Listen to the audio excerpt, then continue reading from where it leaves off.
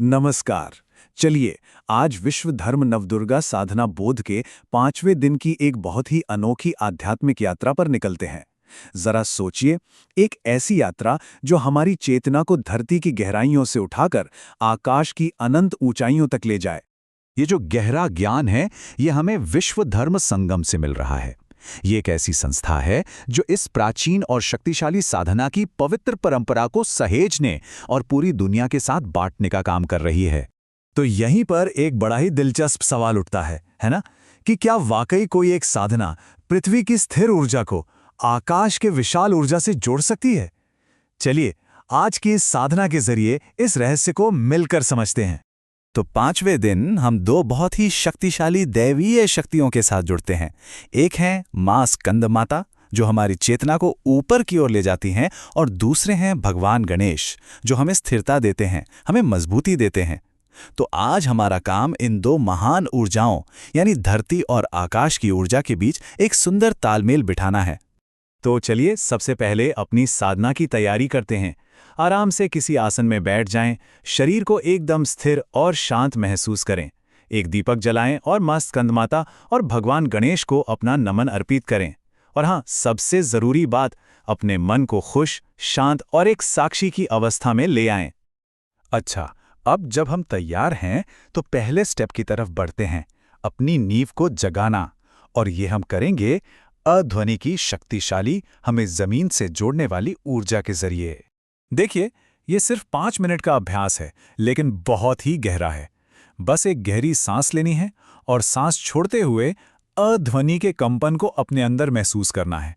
ये ध्वनि सीधे हमारे मूलाधार चक्र से जुड़ती है, जो हमारे आध्यात्मिक शरीर की नींव है, और ये पृथ्वी तत्व को जगाकर हमारी चेतना को एक मजबूत आधार देती है।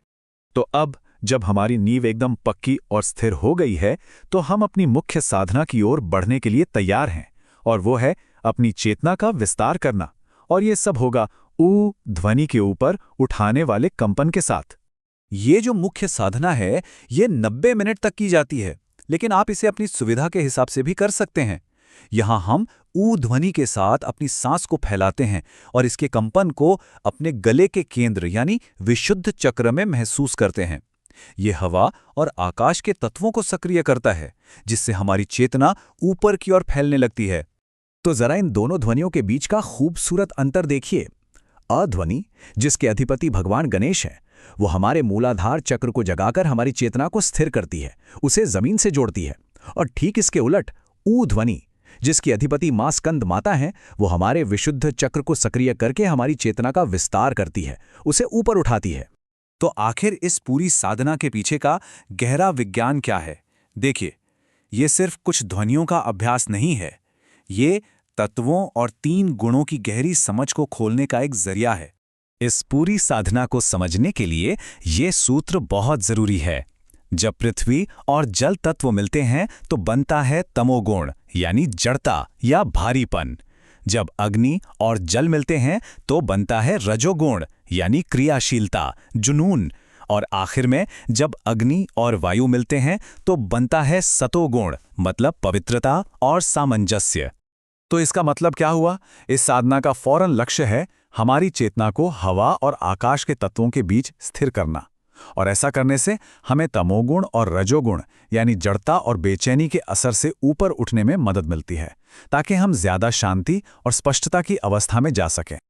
और अब हम आते हैं साधना के आखिरी और शायद सबसे गहरे चरण पर, साक्षी बनने का मार्ग। ये एक ऐसा ध्यान है जो हमें शुद्ध जागरूकता की स्थिति तक ले जाता है। इस प्रक्रिया को कहते हैं शरीर न्यास। करना क्या है? बस अपना ध्यान अपने सिर के सबसे ऊपरी हिस्से, एक छोटे से एरिया पर ले आएं और वहां होने वाली हर सनसनी को बस देखें, कैसे वो पैदा होती है, थोड़ी देर रहती है और फिर चली जाती है। कोई प्रतिक्रिया नहीं करनी है, कोई लगाव नहीं, कोई नफरत नहीं, बस शुद्ध साक्षी भाव। फिर धीरे धीरे इसी जागरूकता को बनाए रखते हुए अपने पूरे शरीर को ऊपर से नीचे और फिर नीचे से ऊपर तक स्कैन करें।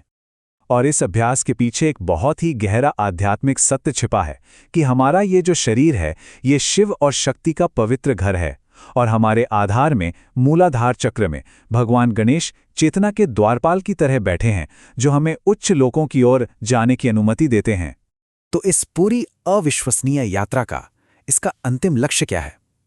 इसका परम लक्ष्य है सभी गुणों से परे चले जाना और उस अवस्था को पाना जिसे त्रिगुणातीत अवस्था कहते हैं। तो ये त्रिगुणातीत अवस्था, ये है क्या असल में?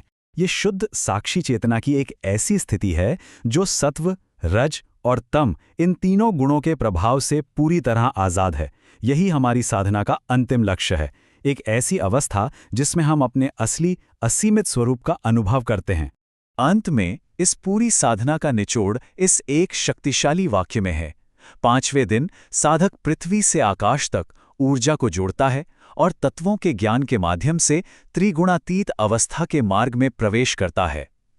ये चेतना की एक शानदार यात्रा है, एक ऐसी यात्रा जो हमें हमारे सच्चे स्वरूप के और करीब लाती है। इस यात्रा पर चलते रहें और अनुभव करें कि ये आपको कहाँ ले जाती है।